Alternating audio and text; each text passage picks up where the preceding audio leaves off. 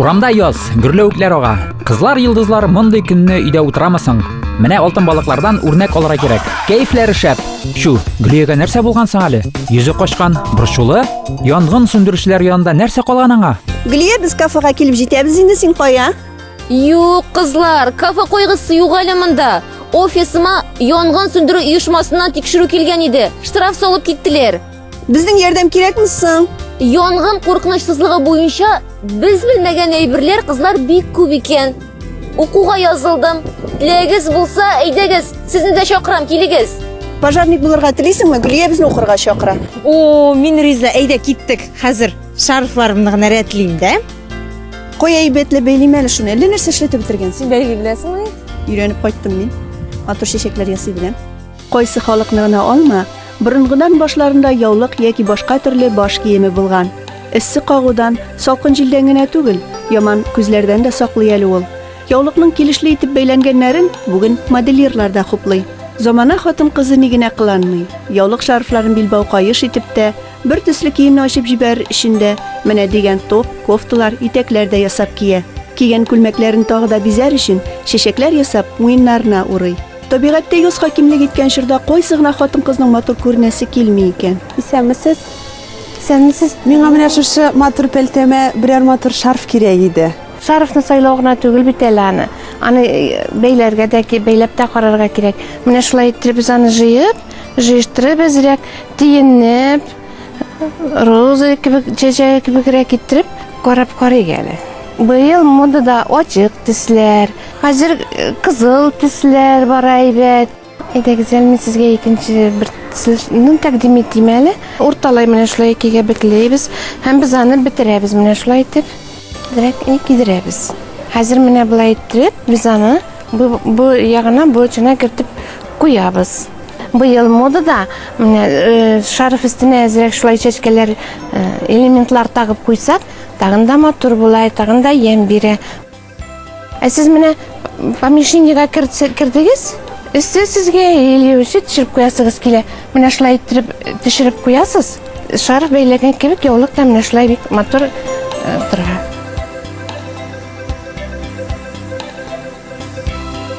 Сезнең бу биретигезгә истәмә шарф та сайларга кирәк. Розочка ясап, менә шулай итеп бәйлибез, беркетеп куябыз менә шунда. Менә шулай итеп. Ул бит менә булай матур итеп киенү, хатын-кызга гүзәллек бирә, матурлык исти. Урамда иратлар күзе кызыгып калдырлык булсын, сез яшьләр, матурлар, чибәрләр сез. Исәнмесез? Сезгә бик матур шарфлар кайткан дигәннәр иде. Бездә шарфларда, матур шарфларда күп, яулыкларда күп.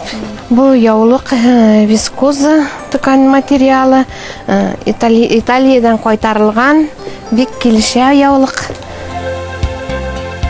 Мин сезгә хәзер бер гадигене асылны күрсәтәм. Менә булай итеп икегә бөкләйсез, урталай. Менә булай итеп үзегезгә куясыз. Бер крен монда итәбез. Менә булай куйдык. Ә монсын булай гына кертеп куймыйбыз. Менә шулай итеп восьмерка ясыйбыз. Восьмерка монда без куябыз. Менә шулай икенчесен кертеп. Минем дус кызлар бар. Берсе бизнес-леди, икенчесе студентка. Без бу атнада очрашырга сөйләшкән идек. Шуңа бүләк итеп, бер-ике яулык алып кайтсам, аларга бик шат булырлар. Безнең хәзер студент кызлар, яшьләр менә мондый тематикада кияләр. Җайлы да ул үзе. Тәтәйләре дә бар, яшьләрчә. Менә шулай итеп, алар менә булай гына җайлы гына, менә булай гына итеп, эләктереп куялар. Аны мөмкин менә булай итеп истә калдырырга. Бизнес-лидерларга менә шушындый төстәгесен тәкъдим итәм. Натуральный шелк, алар аны яратачак.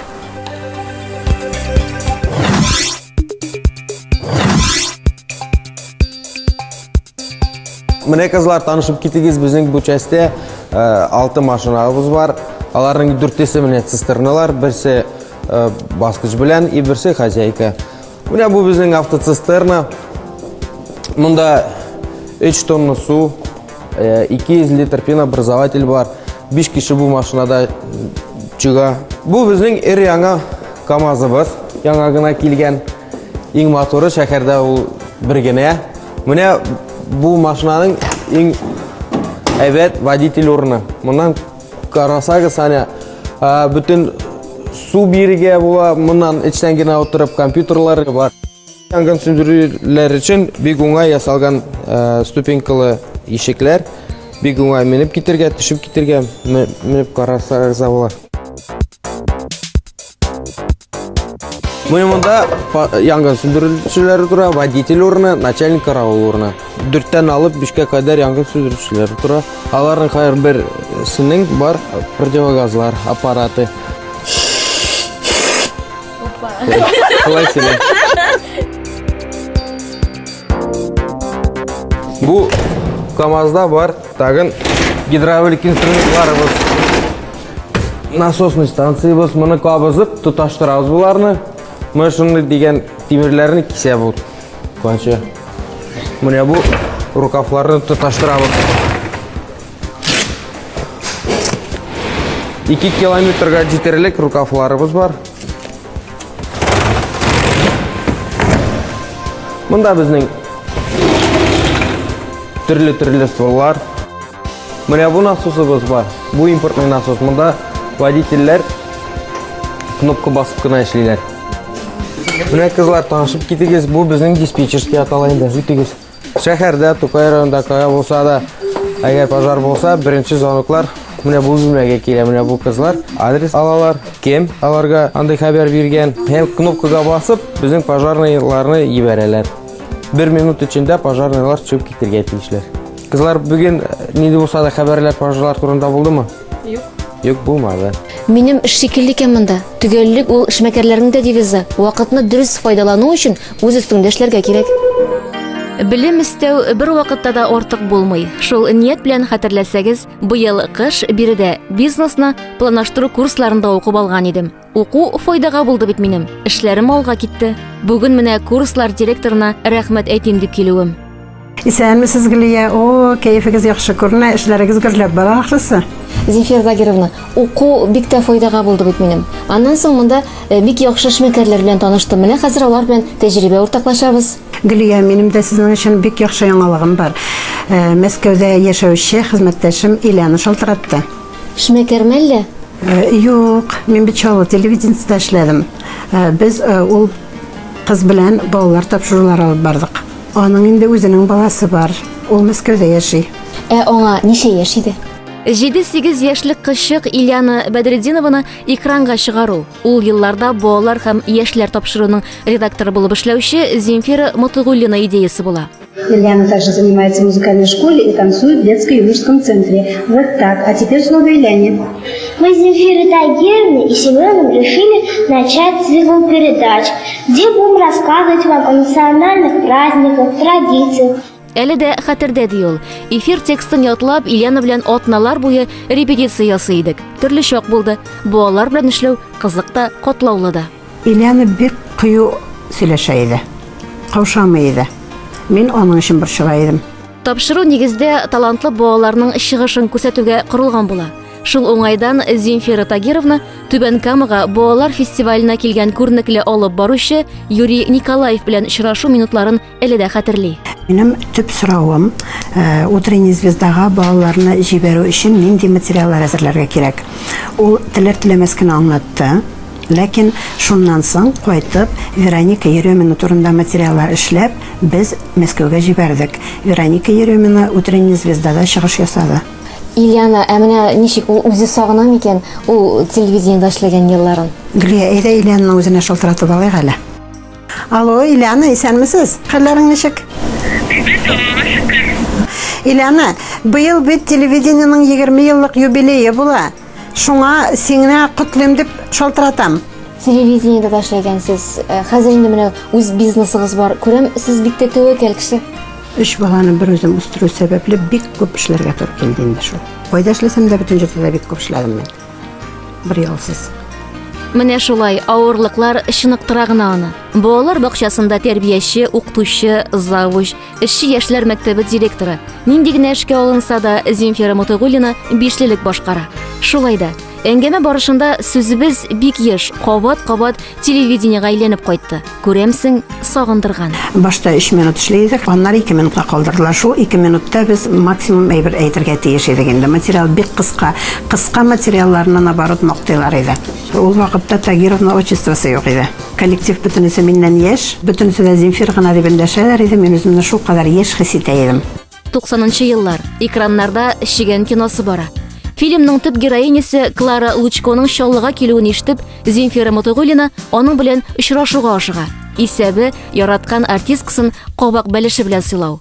Ничек итсә итә, теләгенә ирешә ул. Өйгә килгәч простойна бәлешләрне беренче мәртәбә ашаганын әйтеп, бик риза булып, бик матур итеп сөйләшеп утырды.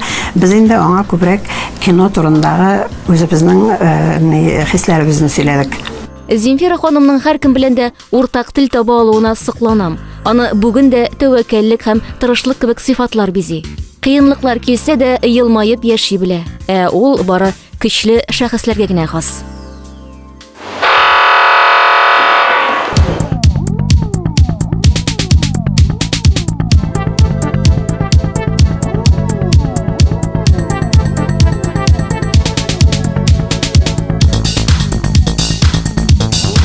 Бу костюмның авырлыгы кызлар 10 килограмм бардыр. Ой. Әле костюмның рукавларын бөстөреп чабарга кирәк бит.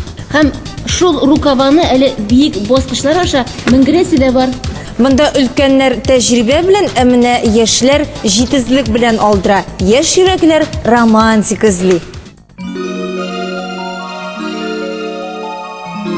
Шулай сизелмичә генә 15 минутлык тапшырабыз ахырына да якынлашты. Симезгә шалтырап, кил һәм хат яз. Безнең адрес 27-19-117 абонент артмасы яшь йөрәкләр тапшыруы. Безнең e-mail lala0701 Шулай яшьтәш.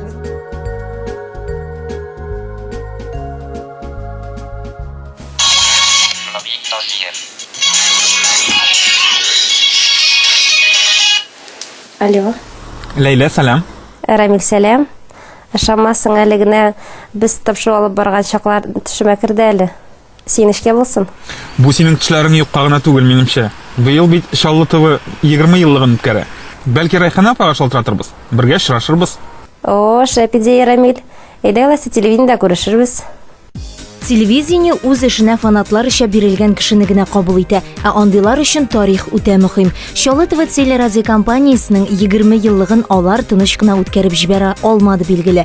Ничәмә еллар үткәннән соң яшь йөрәкләр ниһаять бүген очрашты. Күрешү мизгелләре, хатирәләрне барлау, елмаю, көлешү, сөйлисе сүзләр, алышасы фикерләр эшкә сыймый. Килгән кунакларыбызны Шаллытованың тематик тапшырулар шеф-редакторы Римма Әхмәтова каршы алды. Заманында дөресрәге 96 елда татар яшьләре өчен махсус тапшыру әзерләү идеясе белән Райхана Хөсәйнова янып йөргән. Узакта узмый Шаллытова каналында яшь йөрәкләр дигән өр-яңа проект старт ала. Тапшыру эшләү нияте зур иде. Тырыштык, тырмаштык, беренче тапшыруны ачып җибәрдек. Ул июль аенда чыкты, 1996 елда. Хәтерлисең, Ләйлә, гимназиягә килдем мин. Сез 11 класстагыз әле. Инде шул яшьтән сезне монда тарта башладык бит. Рамил КВНда кайнап йөргән егетләрнең берсе иде инде. Операторлардан Владимир Калчирин эшләде инде соңгы елларда. Башта инде Михаил Шепелев, Данил Шайдуллин эшләде безнең белән бик күп. Әйе, килгән кунакларыбыз шундук сизеп алды. Телевидение бүгенге көндә зур үзгәрешләр кичерә. Шаллытова заман белән бергә атлаучы телевидение. Башлангыч чорда шушындый кассетлар белән монтажласалар, хәзер аларны флешка алыштыра. Тиз дә, уңайлы да. Элек бу бүлмәгә көннәр буе чират булса, хәзер бер тапшыруны компьютер монтажы белән 2 сәгатьтә әзерләргә була. Безнең һәрбер тапшыруның үз студиясы бар. Менә без һәр еллар студиясында ул быелгы яңа проект. Художник эшләде, дизайнер эшләде. Монда эшкерсез әңгәмә бару өчен шартлар тудырырга тырыштык инде без бу студияда. Шушында ук менә Будь здоровны күрәсез. Ул безнең бит инде күптәннән чыга торган тапшыру. Дөресен әйткәндә, үзенең чын студиясы юк иде моңа кадәр. Менә монда 3 план бар. Алып бару өчен, яңалыклар өчен, кунак килгәндә кунак белән әңгәмә карар өчен. Бу да быел эшләнгән. Аннан соң алтын балык тапшыру яңа проект. Ул алдан ук шулай уйланган, монда төшерә торган түгел, выездная съемка. Әйе, эш шартлары элеккедән җир белән күк айырмасы булса да, бар тормыш сыйы бетә зәңгәр экраннар эченә. Ләйлә Ашрафуллина белән Рамил Тәҗиевнең журналистик өлкәсендәге тәүге адымнары да нәкъ менә Чаллы ТВда башлана. Әлбәттә, миңа бу бик ярдәм итте. Беренчедән мин Рәйхан апага бик рәхмәтле, ул мине язарга өйрәтте. Мин соңыннан пиар өлкәсендә эшли башладым Казанда. Анда гел миңа язарга туры киләдер, зур интервьюлар бирергә кирәк иде, аларны язарга кирәк иде. Менә ул вакытта миңа телевидение ярдәм зур булды. Мин һаман да телевидение белән яшим. Үземне шулай дип күрәм. Кечкенә экран ул кеше холкын рентгенга төшерү дип язган Владимир Саппак үзенең телевидениегә багышланган китабында. Бу өченнән дә шулай. Юбилеең белән Чаллы ТВ. Издән янгын сөндерүчеләр көне. Без аларга исәнлек, саулык телибез. Якынлашып килүче бәйрәмегез белән сезне.